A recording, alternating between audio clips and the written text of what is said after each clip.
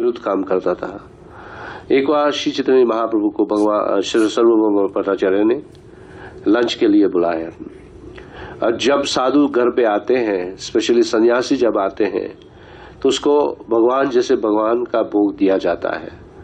और जैसे हम भगवान को पूरा भोग लगाते हैं, ऐसा ही भगवान का जो दिया हुआ था स्ट्रेट सन्यासी को दिया जाता है। तो जब चैतन्य महाप्रभु जब बैठते हैं और जब खाना देते हैं, तो चैतन्य महाप्रभु देखते हैं कि अरे ये तो कितने लोग खा सके इतना खाना। तब सर्वभौम भट्टाचार्य, क्योंकि बंगाल की बात है, बंगाली लोग खाने में एक्सपर्ट होते हैं और बनाने में भी एक्सपर्ट होते हैं।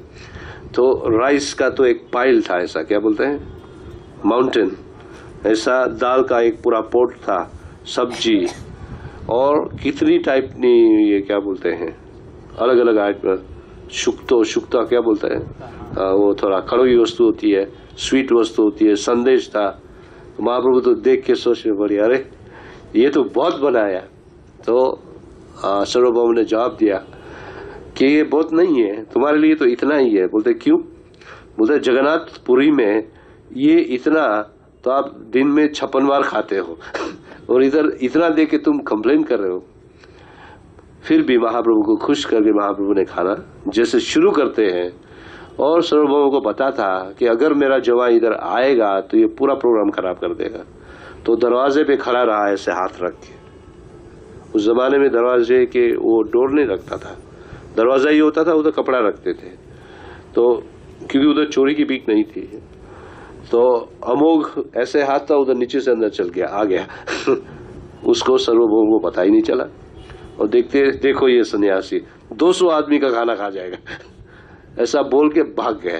तो सर्वभौमा उसके पीछे दौड़ा। वो तो बूढ़ा व्यक्ति था, वो क्या बोलते जवाई तो जवान था, वो तो दूर भाग गया। फिर सर्वभौम को इतना दुख हुआ, तो ये ड्रामा देख के महाप्रभु तो हंसने लगे, इसको कुछ दुख नहीं हुआ, मगर सर्वभौम को बहुत दुख लगा। और उसकी जो पत्नी थी, उसका नाम नहीं देते हैं, मगर उसकी डॉटर का नाम था साथी, तो उसको साथी माता ही कहते थे। तो साथी माता मीन्स साथी की माँ, साथी माता बहुत रोने लगी। और यहाँ तक कि उसको सर्वभौम गाली देने लगा उसको, अपने जवाई को। और उसकी जो सास है वो क्या कहने लगी कृष्ण को, अच्छा हुए भगवान कुछ करे कि मेरी बेटी विधवा बन जाए, ऐसा पति नहीं चाहिए ऐसा जवाई नहीं चाहिए। तो महाप्रभु बोलते ऐसा मत बोलो, फिर भी तुम्हारा रिलेटिव है, कुछ भी किया हो गया है। उसके बाद महाप्रभु तो खा लेते हैं। और जब महाप्रभु जाते हैं तो सर्वभौम एक दाना मुंह में नहीं डालता है, उसको अच्छा व्रत क्या बोलते हैं, फास्ट करता है, उसको खाना नहीं। फिर महाप्रभु को पता चलता है कि वो घटना के बाद ये तो कुछ नहीं खाया, अभी इसका कुछ उपाय करना पड़ेगा। और दूसरी बाजू क्या हुआ कि जो उसका नाम अमोघ था, ये जवाई का नाम अमोघ जब चल गया, भाग गया उधर से, तो भगवान तो सहन नहीं करते, क्योंकि कुछ भी कहो वैष्णव अपराध हो चुका है, भगवान विष्णु का अपराध हुआ है और वैष्णव का अपराध हुआ है। तो उसको लेप्रोसी टीबी हुआ, टीबी को क्या बोलते हैं, ट्यूबरकुलोसिस को, इतना टीबी हो गया नेक्स्ट डे सीधा। और दिन भर दिन ऐसे होने लगा कि अब ये व्यक्ति रहेगा नहीं हो। महाप्रभु को पता चल गया, तो महाप्रभु किसी को नहीं कहा, पहुंच गया उसके घर। उस समय मरते ऐसा लगता है अभी जीव जाएगा, उसका पूरा बॉडी जो है क्या बोलते हैं स्केलेटन जैसा हो चुका था और मुंह ऐसा खुला हुआ था, ऐसा लगता है अभी जाएगा ये व्यक्ति। तो महाप्रभु उसका हाथ जो राइट हैंड है ना, उसकी छाती पे रखा और कहा कि ये छाती किसकी है, ब्राह्मण की है या शूद्र की है ब्राह्मण हो के तुम क्यों इतना अशुच बन गया? अशुच का मतलब अनक्लीन कैसे हो गया? मेल को निकालो और हृदय को, सब मेल को निकालो, शुचि साफ बनो, तो इसी हृदय में भगवान श्री कृष्ण का चरण देख सकोगे। ये श्लोक कहा, ये श्लोक सुनने जैसा है कि ब्राह्मण का हृदय कृष्ण के चरण के लिए है, ईर्ष्या और द्वेष के लिए नहीं होता है। आप देखना हम सब के हृदय में ईर्ष्या और द्वेष होता है, किसी में कम होता है, किसी में जाता है। इच्छा एक श्लोक भी है 7वें अध्याय में, इच्छा द्वेष समुथेन तंते द्वंद्व मोहेन भारत। जब अर्जुन पूछते हैं भगवान को किस कारण के लिए इस जगत में आते हैं, तो भगवान ने कहा बार बार जन्म लेते हैं क्योंकि हृदय में ये दो वस्तु कम नहीं होती है, इच्छा और द्वेष। इच्छा का मतलब है कुछ ना कुछ प्लान लगाते, ये चाहिए वो चाहिए, वो मिलने के बाद भी हम संतुष्ट नहीं होते हैं। और द्वेष का मतलब है कि हम दूसरों की ईर्ष्या करते हैं। तो ये दो कारण के लिए हृदय से सूची चली जाती है, मेल, हृदय में मेल भर जाता है। क्योंकि महाप्रभु ने हाथ उसके पे रखा, उसका हृदय तो स्वच्छ हो गया, खड़ा हो गया, हाथ ऊंचा करके जो नाचने लगा, हरे कृष्णा कृष्ण कृष्ण हरे हरे, हरे राम राम राम, और इतना जोर से कीर्तन किया। उस ये देख के महाप्रभु को बहुत आनंद आया। तो उधर सर्वभौम भट्टाचार्य आ जाते हैं, बोलते इसको मरने देना था इसको क्यों चिंता किया। बोलता है क्योंकि वो तुम्हारा संबंधी है, क्या बोलते हैं, रिलेटिव है, तुम्हारा संबंधी। अगर तुम्हारे पास कुत्ता भी है वो मेरे को प्रिय है व्यक्ति क्या, उसका कुत्ता भी, उसका पेट, वो भी मेरे को प्रिय है। तो ऐसा मत सोचो, वो कुछ भी हो, एक छोटा बच्चा है। और फिर सर्वभौमा फिर खुश हुआ, फिर सर्वभौम का कहा अभी तुम खा लो फिर सर्वभौम ने खाना शुरू किया। तो ये चैतन्य चरित्र में ये घटना दी जाती है कि किस तरह मन मेला होता है। तो ये दूसरा स्तंभ हुआ क्लीनलीनेस। इसके अलावा 6 तो आप लोग सब जानते हो, काम क्रोध मोह लोभ मद मत्सर्य। इस 6 में ही ये इच्छा द्वेष आ जाती है। इच्छा द्वेष इसमें ही आती है। जैसे आप गीता आगे पढ़ोगे तो भगवान कहते हैं 15 चैप्टर में, निर्मन मोहा जित संग दोषा अध्यात्म नित्य विनिवृत्त काम द्वैन्द्वय विमुक्ता सुख दुख सब नए गच्छन्त्य मूढ़ा पदम अव्ययम तप। 15 चैप्टर में कहते हैं कि जब किसी का हृदय इस तरह साफ हो जाता है तो वो मेरे धाम में प्रवेश कर सकता है, नहीं तो हम नहीं सह सकते। आप सोचो कि मरते समय अगर ये मेल रह गया तो क्या हम भगवान के धाम में जाएंगे? नहीं जाएंगे। तो ये महामंत्र जप करने का मतलब ही यही होता है कि हृदय में से इस मेल को निकाल देना चाहिए। जब निकल जाता है तो हम भगवान के धाम में जा सकेंगे। तो ये सेकंड, पहला पिलर कौन सा था? सत्य। दूसरा हुआ सूची। अभी तीसरा हुआ तप। तप का मतलब होता है इस इंद्रिय को कंट्रोल करनी चाहिए। जब तक हम इंद्रिय को वश में नहीं करेंगे तो मन स्थिर नहीं होगा, मन को काबू में नहीं रख सकेंगे। और मन जब काबू में नहीं रहेगा तो ये बुद्धि स्थिर नहीं होगी। तो दुखी कौन होगा? आत्मा।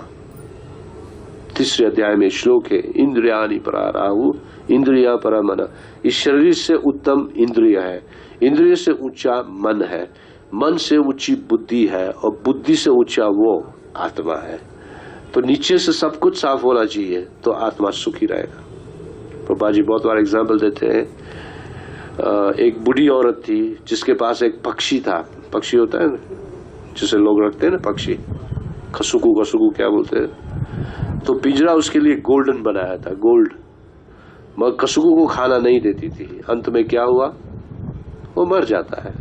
तो इस शरीर को हम बहुत पॉलिश करते हैं पर आत्मा को हम जरा भी सोचते नहीं है। बहुत हमारे हिंदू भाई होते हैं जो कहेंगे हम हिंदू हैं, लिप सर्विस देंगे, मगर हृदय में जरा भी भगवान के लिए प्रेम नहीं होता है। तो किस काम का धर्म?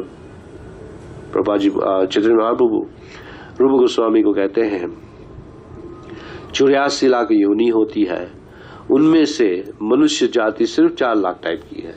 और उन 4 लाख मनुष्य जाति में भी सनातन धर्म पालन करने वाले बहुत कम होते हैं।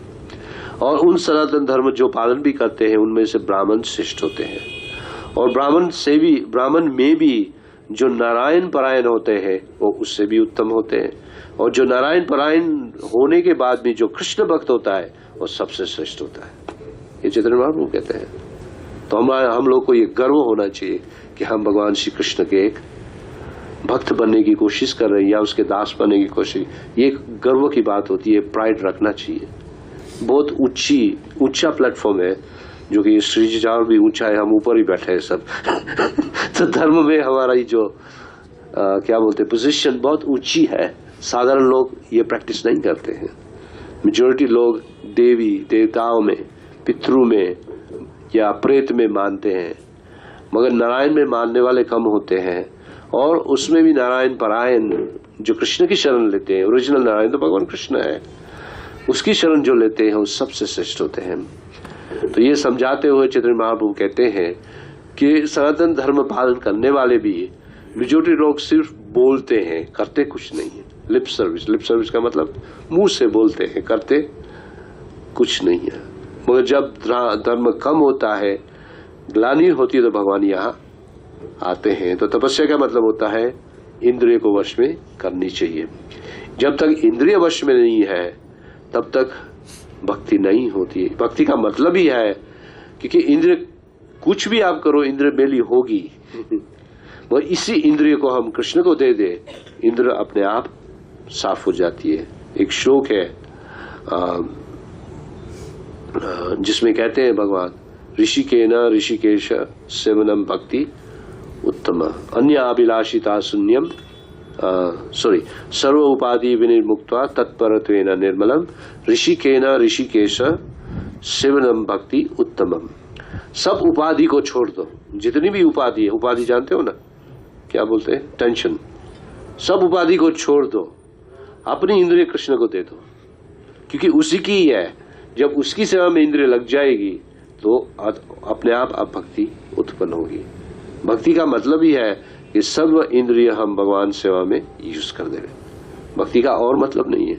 आप कोई भी भक्ति का एग्जाम्पल दो, उसके अंदर इंद्रिय होती है। जैसे श्रवण में कौन सी इंद्रिय लगती है, कान, कीर्तन में मुख, ठीक है ना, श्रवणम कीर्तन, स्मरणम में मन, श्रवणम कीर्तनम विष्णु, स्मरणम पद सेवनम, भगवान के चरण में ये मस्तक झुकाना पड़ता है, अर्चनम, भगवान की मूर्ति की पूजा करनी पड़ती है, फिर दास्यम, भगवान का दास बनना पड़ता है, साख्यम मित्रता, वंदनम, भगवान की प्रेयर, उसमें भी जीवा चाहिए, और आत्मा निवेदन, मन और बुद्धि भगवान को दे देनी।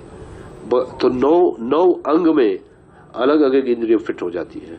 अगर स्टडी किया जाए लॉजिकली, साइंटिफिकली, तो भक्ति योग जो है बहुत साइंटिफिक है, और भक्ति योग से कोई उत्तम योग नहीं है, और भक्ति से ही भगवान प्राप्त होते हैं। जैसे भागवत गीता आप पढ़ते हो, जो हर रोज पढ़ता है उसको पता होता है कि 18 अध्याय में भगवान 18 योग कहते हैं, मगर अंतिम योग में 18वें अध्याय में 55 नंबर का श्लोक तुम्हारे पास है, गीता हिंदी श्लोक संख्या 55 खोलो आप, जहां भगवान कहते हैं अभिजानति यावनियश्चस्मि तत्त्वतः ततो माम तत्त्वतो ज्ञात्वा विशाते तत् अनंतरम। उसका मीनिंग पढ़ो, श्लोक ही सिर्फ पढ़ो, ट्रांसलेट। भक्ति से भगवान को यथारूप से जाना गया। हाँ, भक्त्या माम अभिजानाति यावानश्चास्मि तत्त्वतः ततो मां तत्त्वतो ज्ञात्वा विशते तदनंतरम। ट्रांसलेशन पढ़ो। केवल भक्ति से मुझ भगवान को यथारूप में जाना जा सकता है।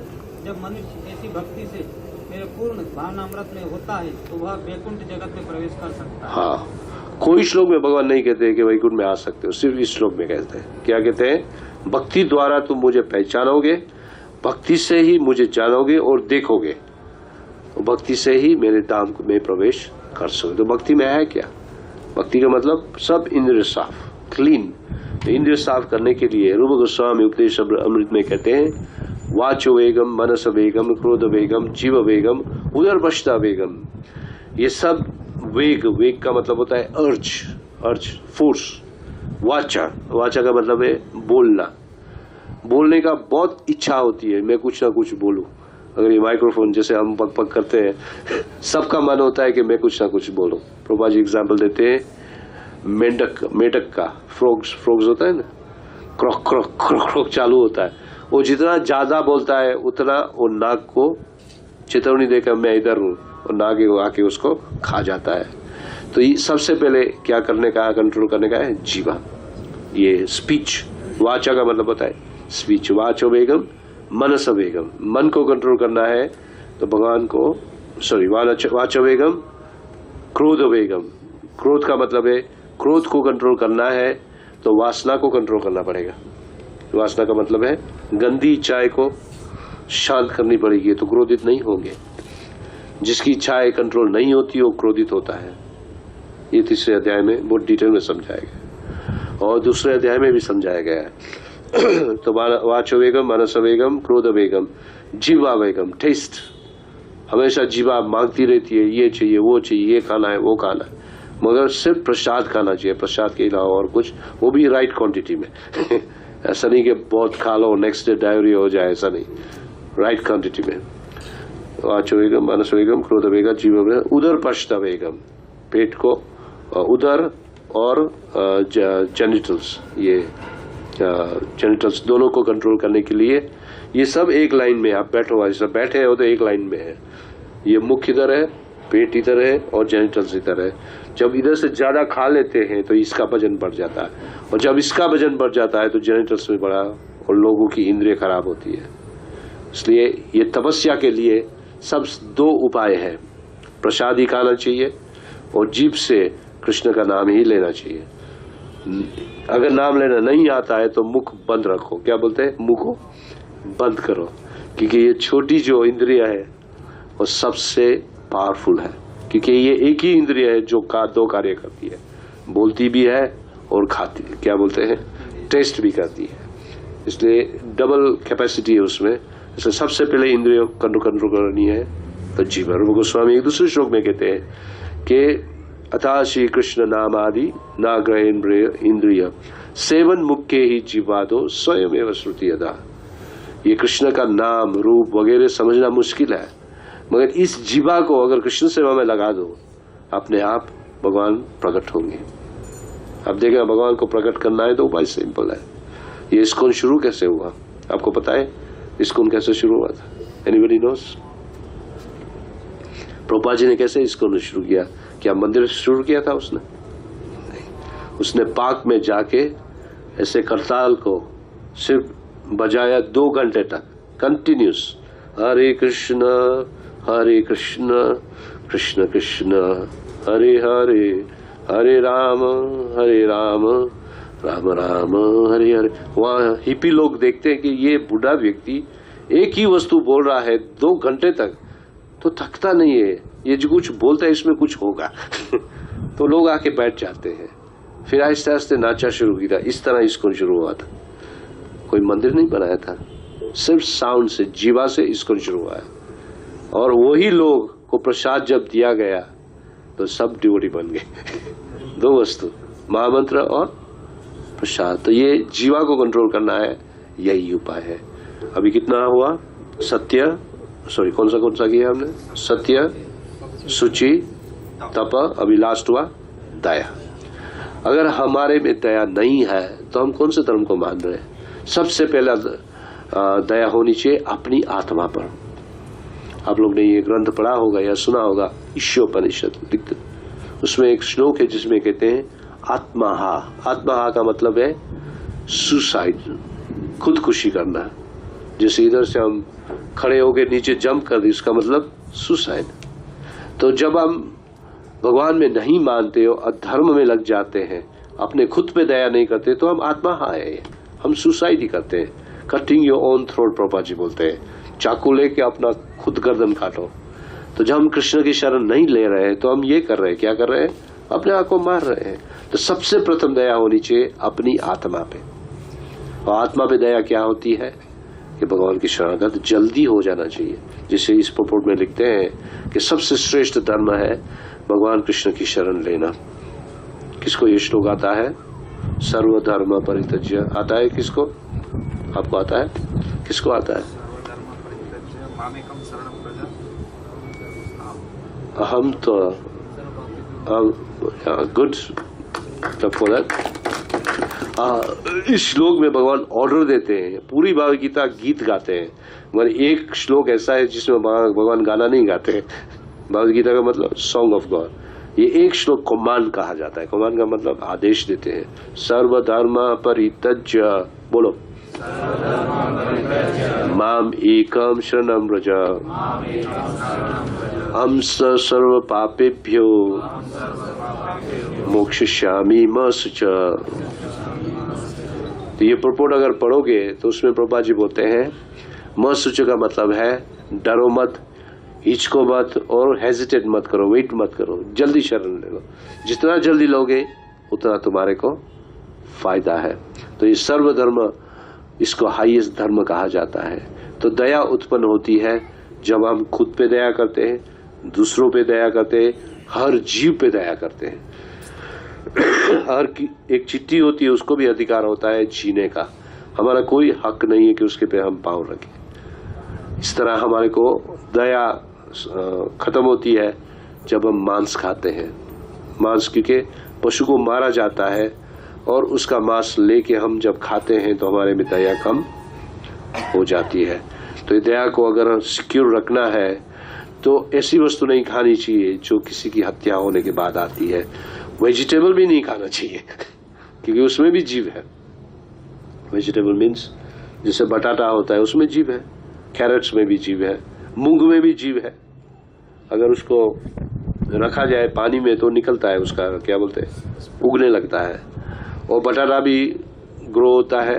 तो ये सब वस्तु को जीव किया, क्योंकि जीव जीती वस्तु खाने से ही हमारे में जीव आते। और भगवान अलाउ करते हैं पत्रम पुष्पम फलम तोयम, उसमें से आप खा सकते हो, वो भी मुझे अर्पण करने के बाद। वेजिटेरियन भी जब तक भगवान को ऑफर नहीं किया है तो वो ही वेजिटेरियन खाना हमारा दुश्मन बन सकता है। जो 3 अध्याय में भगवान कहते हैं कि जो भी खाना मुझे एक यज्ञ रूप में मुझे नहीं दिया जाता है वो खाना एक पाप का कारण बन जाता है। तो वेजिटेरियन हो या मीट ईटर हो, दोनों के लिए नियम तो सेम ही है कि भोग भगवान को लगाना चाहिए। और भगवान ने स्पेसिफाई किया है कि भोग क्या लगना चाहिए।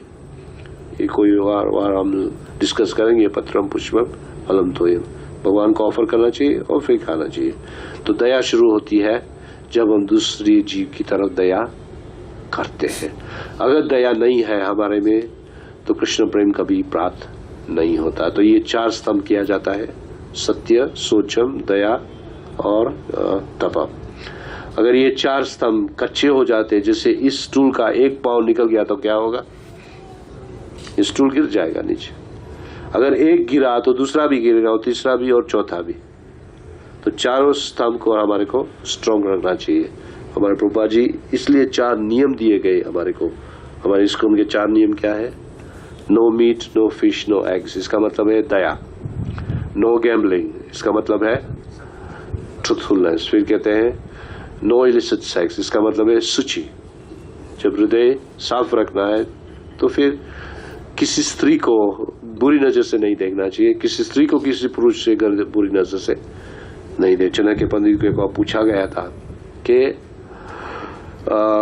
एजुकेटेड व्यक्ति किसको कहा जाता है? एजुकेटेड मीन्स पढ़ा लिखा किसको कहा जाता है? तो चाणक्य पंडित एक ही लाइन में जवाब देते हैं कि जो व्यक्ति 3 वस्तु जानता है।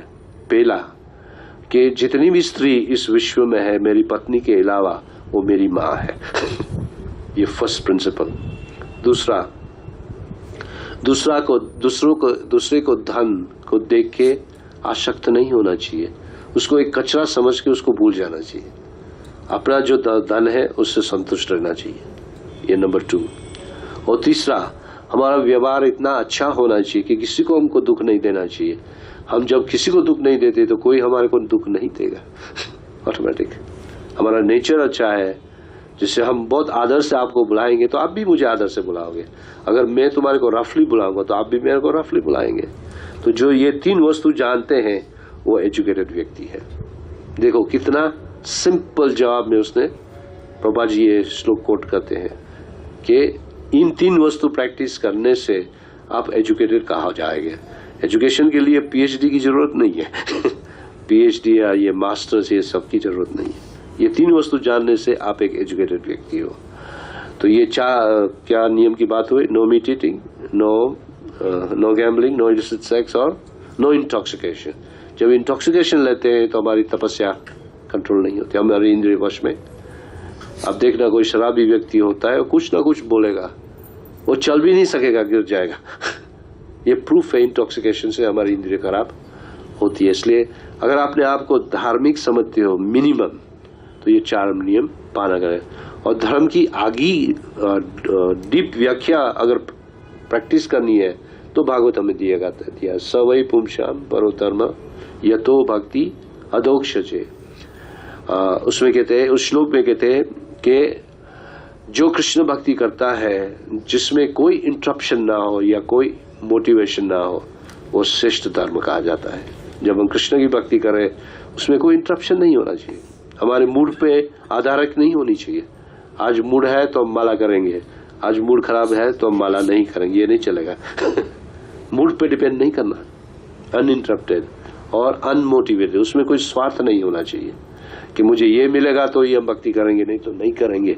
तो फिर इसका मतलब है तुम उस धर्म के लिए योग्य नहीं है। हमारे इस्कॉन में हाईएस्ट धर्म सिखाया जाता है। प्रभुपाद जी बोलते हैं हमारा जो स्टैंडर्ड है बहुत ऊंचा है, जो दूसरे लोग भी, दूसरे धर्म वाले भी अगर देखेंगे वो लोग अप्रिशिएट करेंगे कि नहीं कुछ भी ये लोग धार्मिक है।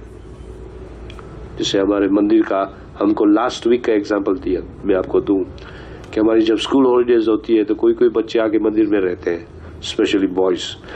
तो एक लड़का है जो एक शाह फैमिली से आया है और मंदिर में रहता है। तो अभी कुछ ही दिन पहला वो था ना रक्षाबंधन, क्या बोलते हैं, तो उसका ग्रैंडफादर उसको देखने आया। उसके ग्रैंडफादर ने हमारे सामने उसके पोते का पाँव टच किया। बोलते कुछ भी कहो, ये मेरा बेटा बहुत सुंदर दिखता है और एक पवित्र जगह में बैठा है। कितना अप्रिशिएट करते हैं।